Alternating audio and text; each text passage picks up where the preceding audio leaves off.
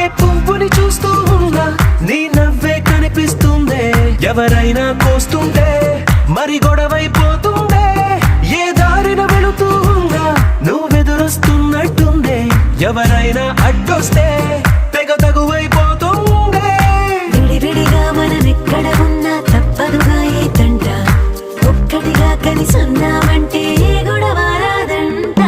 ఏమైందో తెలియదు నాకు, ఏమైందో తెలియదు నాకు, నీ పేరే పాటయింది పెదవులకు.